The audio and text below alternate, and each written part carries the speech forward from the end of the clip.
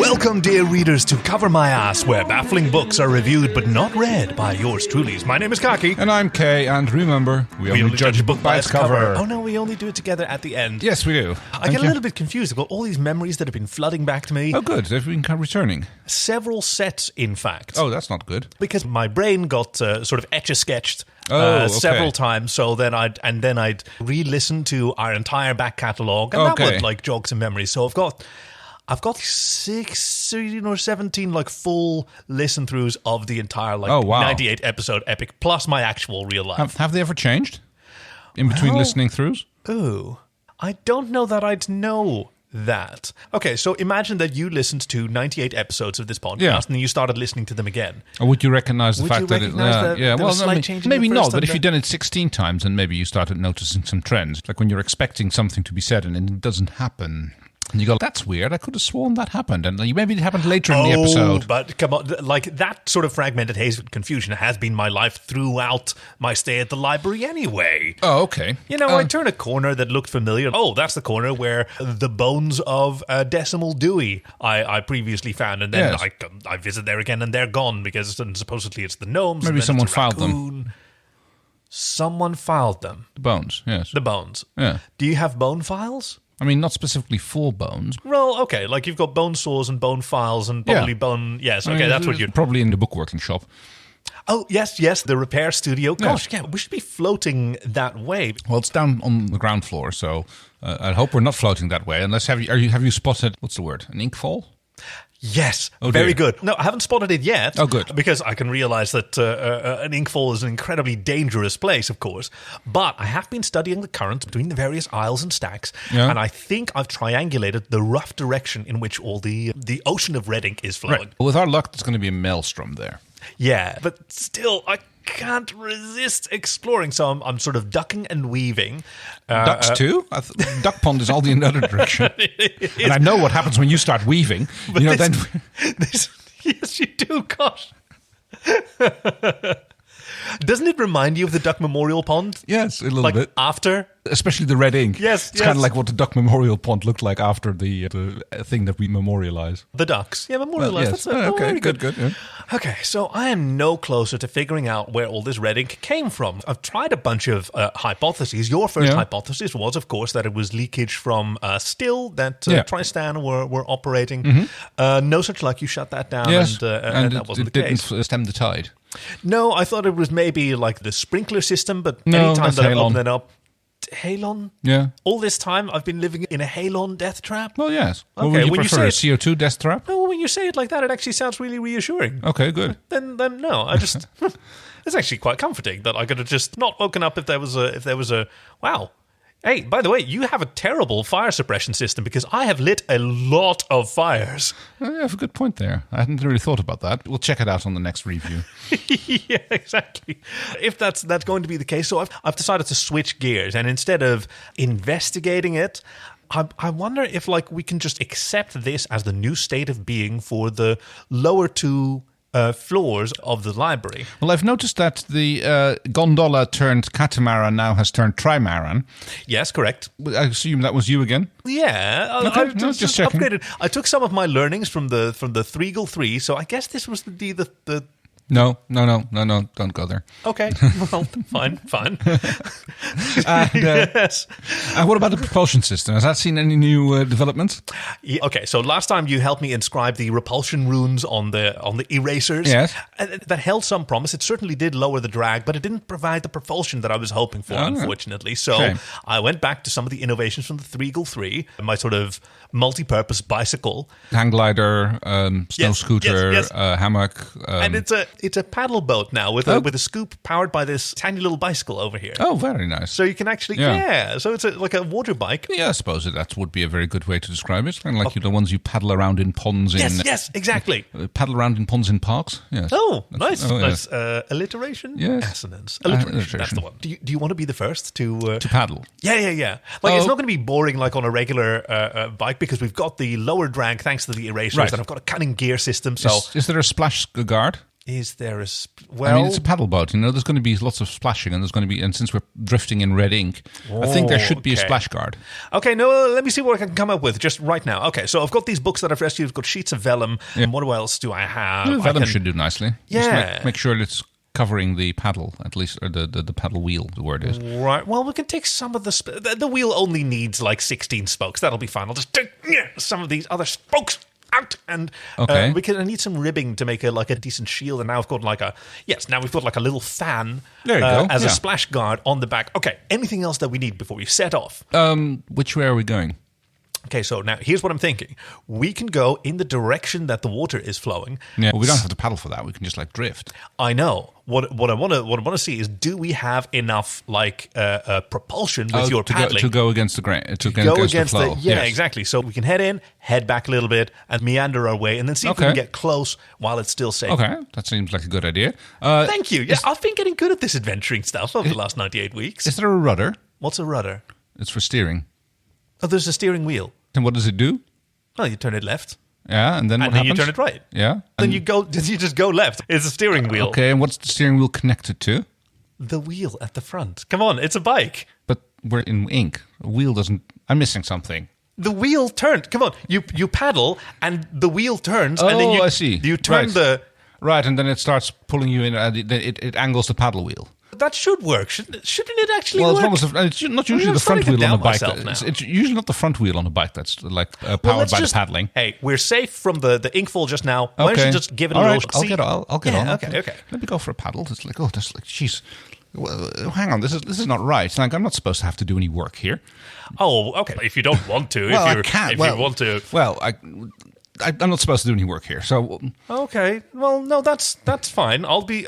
no, it's probably because I'm the junior librarian, right? No, you're a full librarian now, remember? Oh, yes, I am. But at least you're still the junior position. I'm the senior librarian, so... that's fine. I'll take over. Like those paddles didn't even move when you stepped on them. That's curious. Well, I didn't... You have such a light touch. I didn't use any power. Yes, exactly. Okay. So here we go. Whoa! Oh, she's got some get up and go, doesn't she? Oh yes. Wow, those gears. Okay, so I'm going to try and turn us around. Oh, she's got a bit of a turning circle. That's only to be expected. And now I'm going to try and... Oh, this is quite... Try paddling upstream for a little bit. It's going quite well. I'm not even breaking a sweat at this point. Let's see if I can get some speed up. Oh, don't splash. No, not too much. No, splashing. Yeah, but the splashing is all behind us, which is good so far. Yeah. Okay, I think we're in good shape. Okay.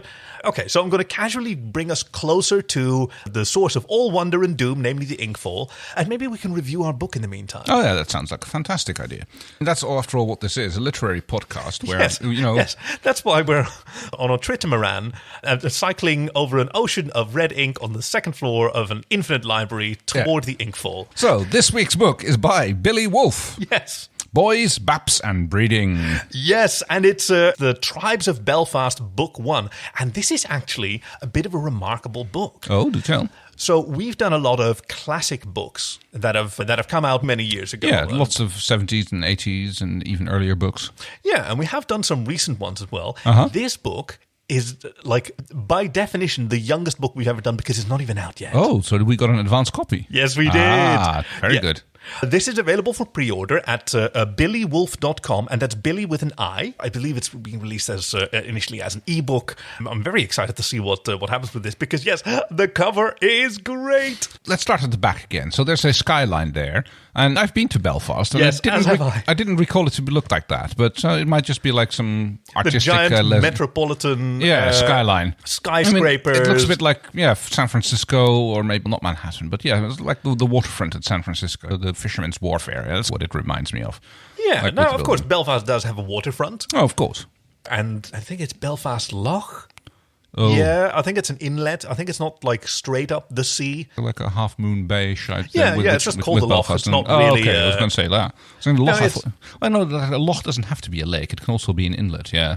Which is super confusing when you're up north. Because, we think lake and loch are the same, but it's There's a funny story about that, actually. I was in... Loch Ness, that's what it's called. I was on Isla once, and I wandered over to the proprietor of the bed and breakfast that we were staying at. And I was like, can you tell me, do you pronounce it Loch or Loch?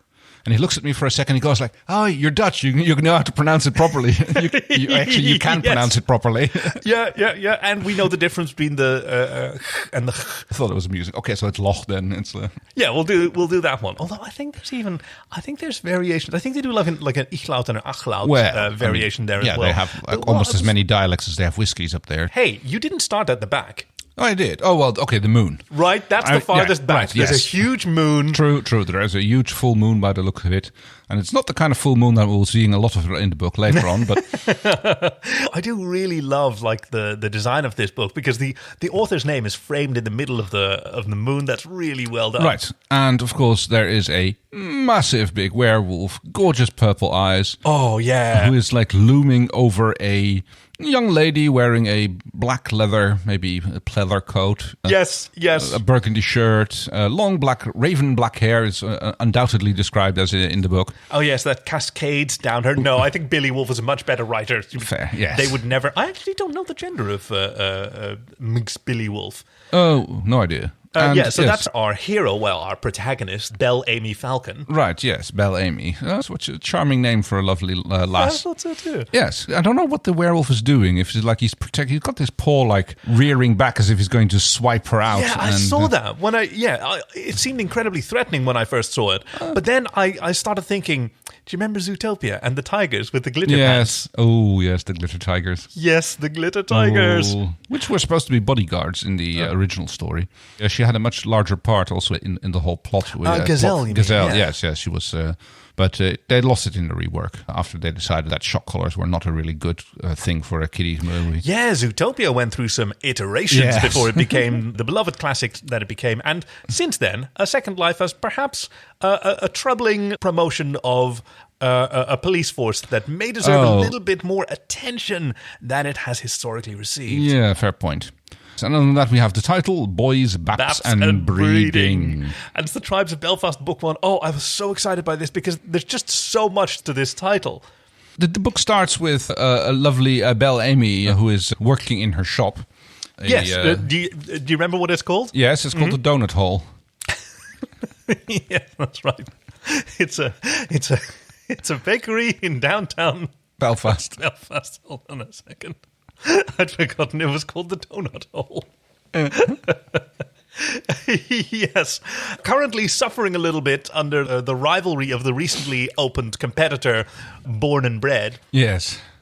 Which is a lot fancier. They have the cronut. That's stolen. That was invented in New York. Exactly. Yeah. But it's a lot of these fancy concoctions that are popular among the upper crust. Yes. Yeah.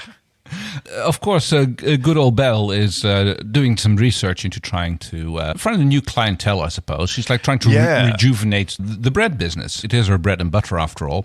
Yes, and her customers are very needy. Yes. Oh, there goes that note. No, actually, it wasn't. So, high five. Hey, pada. And so she's basically plying the bread trade. She's a fifth-generation baker, although her mother was not particularly into the trade, so she mostly learnt it from her nan. Well, there goes that note for me. Okay.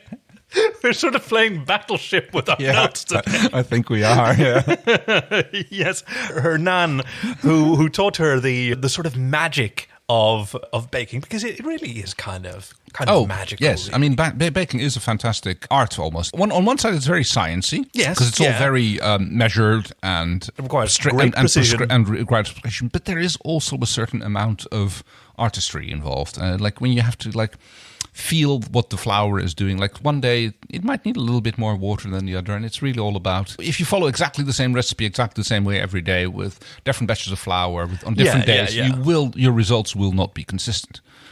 The variation depends a little bit on the skill of the baker, but there's a lot of that involved. You've got to put a little love in. Yes, exactly. It's a little drizzle of love. I think that was a next week's book that we at one point had that involved that subject. Yeah, she's trying to spice things up and compete with Born and Bred by offering some more exotic wares. And in her research, she finds her nan's old baking journals. Finding the information that she needs several new recipes, or actually old recipes, but new to her. And one especially that needs to be baked on the night of Easter. Yes.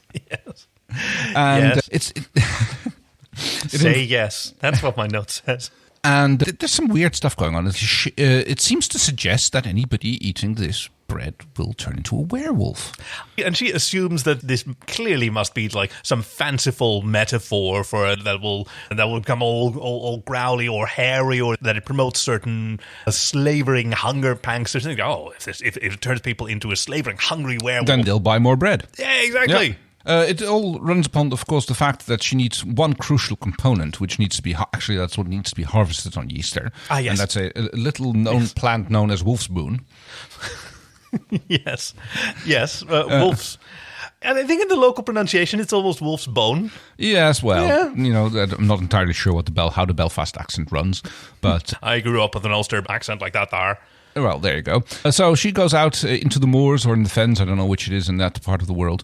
Or Northern Ireland. I think it's mostly bog. Bog. Yeah. Sorry. No, I did actually slip into my Northern Irish there. Whoops. And take the boy out of Belfast. Under a full moon on the night of Easter, she goes and harvests the wolf's boon, which she then takes back to her bakery, the donut hall, and starts to bake her first new concoction. Yes, basically the new wolf's bread. And to her credit, she follows the recipe and she puts a little bit of her own love into the recipe, and it comes out. It looks good. It looks lovely. Yeah. Oh, I love how the author described the fragrances and like the steam emerging from the bread, like everything that we love about bread. Because bread is amazing, isn't it? Yes. What's the difference between bread and cake? Roughly speaking, I would say cake has eggs in it, but also I would say I could also go with fat, but there are some like fatty breads, especially Easter bread has been known to be baked with milk instead of water and has more butter in it, which makes for a softer, fatty bread. And at that point, it really starts to go towards cake. It's one of those sliding scales. Right. Okay. So there's a penumbra. Although bread is generally flour, water, yeast, and whatever else you put in there. But cake is fancier, more expensive. Like, wasn't there like a war between if Jaffa cakes were cake or biscuits? Oh wow! And it was a tax thing. It's like if it was cake, then it was taxed as a luxury item or something, and if it was biscuits, then it wasn't. And I can't remember what exactly, but there were court cases. It's like the question of whether a hot dog is a sandwich. Yes. No, we're not going to. We're not going to do this. All right. That can just die. That can just go away. That whole question. So she's got a few samples of the new wolf's bread. Yes. That she puts on sale. Her first customer is a young man by the name of Brad Pitt, who wanders into her shop. Charming young man. Yes, no, absolutely. Shame about the acne, but she offers him the sample. He takes the sample. He eats the little cute wolf shaped. I know, they're adorable. They've got the little fangs and they're yes. And at first, nothing seems to happen. But he thanks her, and he does buy quite a lot of bread. So she thinks, maybe it works. In with a shot. Yeah. First, she thinks like nothing comes of it, but later that night, yes, there is a bit of a ruckus out in the streets. And under the full moon, she hears a distant howl. She's closing up late at night, having just baked a fresh batch of wolf's bread. She sees in the alley behind her shop the glowing eyes of a giant beast of the night. Yes. Hairy and muscular and huge and still wearing the same sort of ascot that she saw Brad Pitt. Or at least the tattered remains thereof. Yeah. No, she seems to recognize him, but more importantly, he recognizes her. And it seems that he seems to be, I won't say enthralled by her, but clearly inclined to obey. How may I help with you, with a few thigh slaps and a who's a good boy. Then, yes, I love that.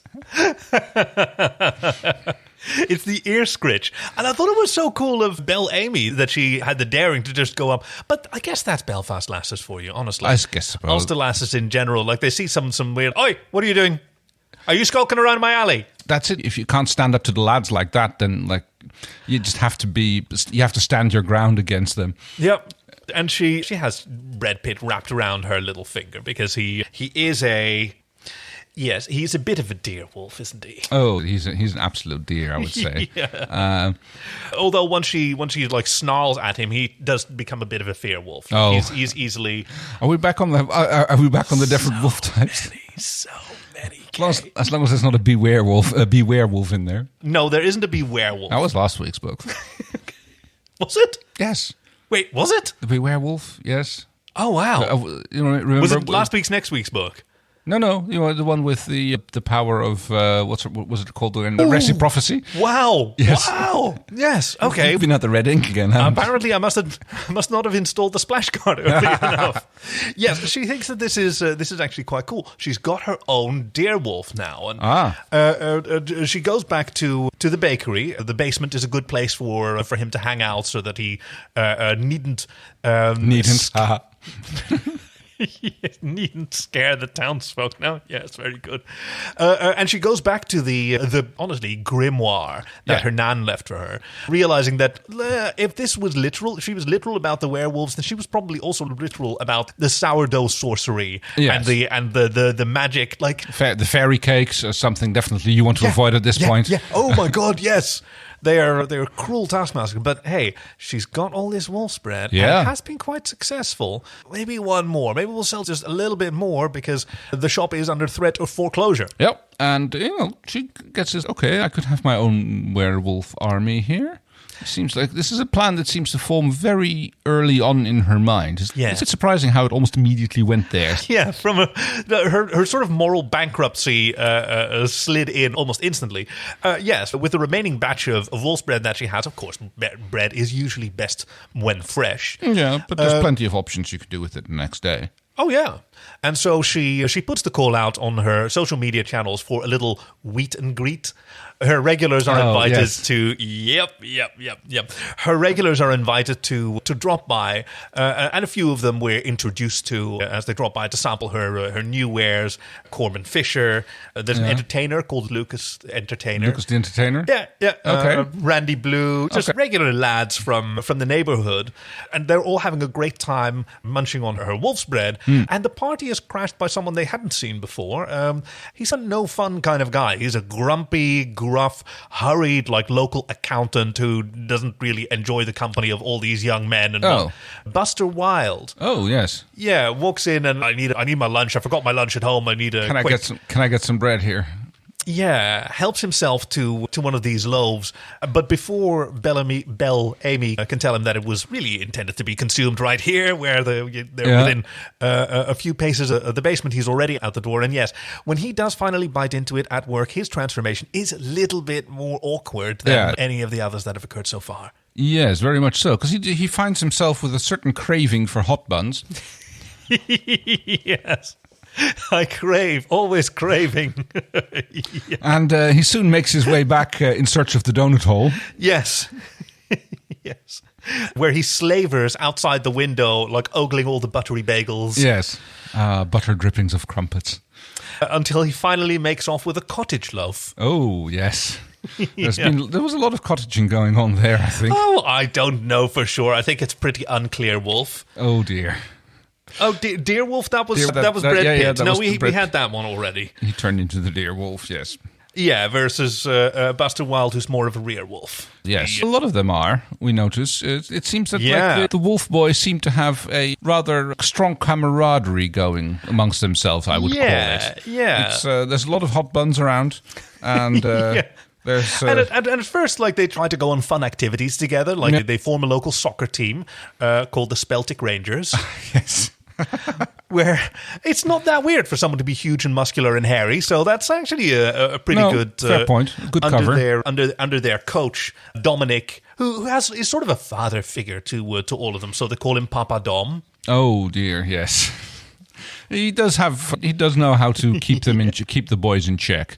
And he gives them directions. Like he's more of a steer wolf. Yes, and they try to get a rise out of him by teasing him, but all except Buster Wilde. Like he keeps he's more of a straight veneer wolf. Oh, yeah. It seems to be the thing that when he is not in his wolf shape form, that he goes back to being a boring accountant and a bit of a homophobe. Yeah, also doesn't really like wolves very much. No. Also, there's not that many wolves running around in Ireland as far as I'm aware. No, not usually. Not traditionally. I think not none. Do I know that? I don't know that. I have no idea if there ever were any wolves over on the Emerald Isle. As soon as we do see one, it'll be an appear wolf. It will definitely appear right there. Yeah. Her army of werewolves has grown quite significantly. Right, there's just one small problem. She realizes that this is unsustainable because she found the wolf's boon, but there was not a lot of it. No. And only harvest it once a year, and her supply is limited. Pretty much running dry, yeah. So she realized that if she wants to get her army of werewolves... by this time they've moved in together, and they've adopted the name Chabati Boys. The Chabati Boys, yes. They've gotten a small apartment, which they've christened the Donut. The Donut? Yes. Yes, that's right. That's right. Oh, God. And she realizes that She gonna need herself some girl wolves. Yes, because it's no good having an army consisting entirely of queer wolves. No. Because, then you can only make as many as you've got Wolf's Boon. And then they're just going to be busy with each other. Yeah. I mean, we'll be busy with each other generally anyway, but at least it'll be more productive. Yes, and then there'll be little wolves. And then, and that's such a more importantly, more wolves. Is there a more wolf around there on your list somewhere? Maybe a whore wolf? Well, plenty of those, but... No, I've really got nothing that works for that. Oh, yes. But if there are too many, then resources will be stretched, and then you will need an austere wolf. Yes. Who can... Come on, that was one. Yes, I suppose it was. Yeah. God, you sounded really like a really insincere wolf there. Oh, well... So all the wolves in Belfast haven't exactly gone unnoticed at this point. There's, especially on Canal Street. Oh, no, wait, that's Manchester. Yep. It's... There's Weer As Folk you're thinking of, the other werewolf program. Yeah, that's the one, yes. A man by the name of Peter Hardwood shows up, and he's been investigating. He's one of the leading psychic investigators in the realm. Yeah, first interviewing Buster Wilde during his daytime sojourns. Exactly, that's how he catches on to the fact. He basically goes walking around the area where all these werewolf sightings have been going on, and he notices Buster sniffing out the lycanthropes. Yeah, he notices Buster wandering off, but he looks pretty normal, so he starts chatting him up, and they hit it off. They have a lot in common. Right, like they're both in similar professions. They're both have a little bit of wine. They retire. Oh, sorry. What? Were you reading a different book than I was? I may have slipped into the fan fiction. Peter Hardwood, he's the psychic investigator. Yes, he wants to know what's going on. And Buster doesn't like what's going on. At least when he's in his human form, he doesn't like all this bullshit. So he's more than happy to talk to Peter, who is like trying to investigate the Buster ongoings. Is such an insincere wolf. He is, very much. And Peter decides, okay, so I'm going to do something. He's got an idea of where these wolves are going to show up, or where they are. He finds about the donut. So he goes back home. He delves into his freezer, gets out the drill press, and starts drilling through the bunch of ice cubes so he can take them with him to investigate. I didn't fully understand that. Drill through ice cubes? Yeah, I didn't. It's holy water. Nope, we're done. That was it. This whole time, and you were sitting here looking at me, talking about drilled through fucking ice cubes.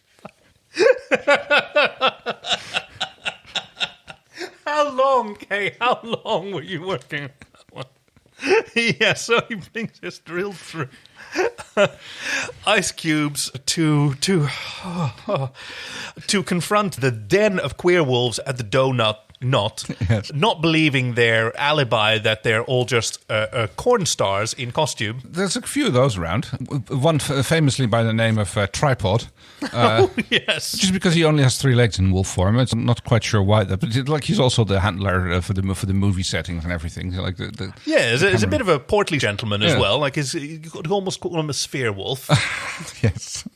He takes all kinds of... Yeah, exactly. He's not as sporty as the others. Plus, he's a bit of a beer wolf. Oh, I mean... That'll do it. Who doesn't like beer? And beer and bread are basically the same thing. That's right. Yes. So there's a spectrum between... Let me see. There's a gradient running between beer, bread, and then cake. Yes. What's on the other... What's like the ultraviolet on the other side of cake? On the other side of cake? Flan? Let's get better. I mean, there's no grain in flan. Oh, okay. And then what's infrared? What's on the other side of beer? Let's see what goes down below beer. It's still more grainier than beer. Wait, whiskey? I guess. Yeah, that makes sense. Yeah, you distill it out to right. Distilled spirits. Yeah, you distill beer out and it goes. We just discovered like the grain spectrum that unifies whiskey, beer, bread, cake, and flan. I mean, a flan makes sense because it's got dairy and it's got eggs in it, which cake also does. But it removes the grain, and on the other side, you have the beer you brew, and then you distill it out into spirits. So, yeah, that seems about right. Okay, no, we've got a whole new colour theory of food going on here. Yes, you heard it here first on Cover My Ass. This is like the new traditional Cover My Ass evening menu. Glass of whiskey, glass of beer, a couple of slices of bread, some cake, and a flan. And don't forget your drill fruit ice cubes are in the whiskey. Oh, God. So, Peter Hartwood goes sniffing around the donut. Winds up sinking his teeth into the first pair of hot buns that he can find. Yes.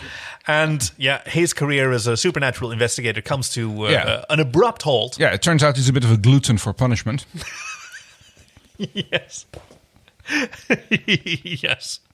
But he's always up for trying something new because he's a bit of a frontier wolf. With his plans gone awry, he has to... Yeah, I know. I heard that one. Okay. I got that one. Belle-Amy still hasn't got herself her girl wolves.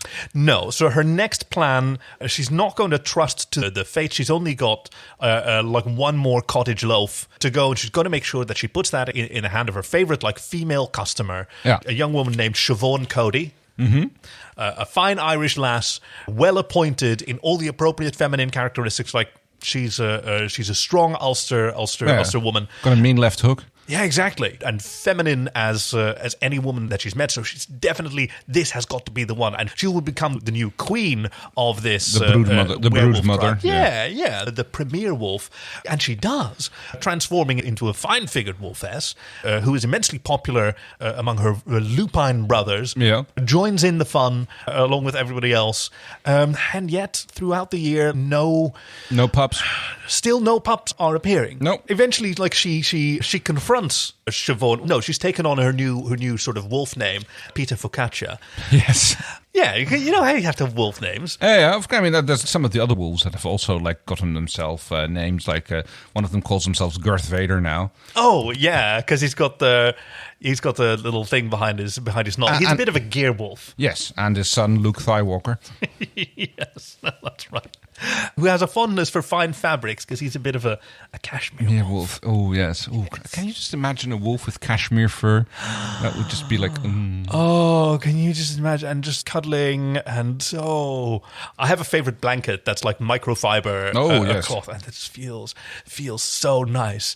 But she discovers after inquiring, rather rudely inquiring, I must say, she discovers that Siobhan was actually a trans woman. Ah, yes, and that therefore reproduction is impossible. She is outraged. She claims to be betrayed. How could you cheat me? Why did you never tell me? Why did which absolutely outrages yes, the queer wolf. She's totally out of line with that, with even asking those questions. Exactly. It's nobody's business, even though this is technically like she's supposed to be the queen of this wolf army.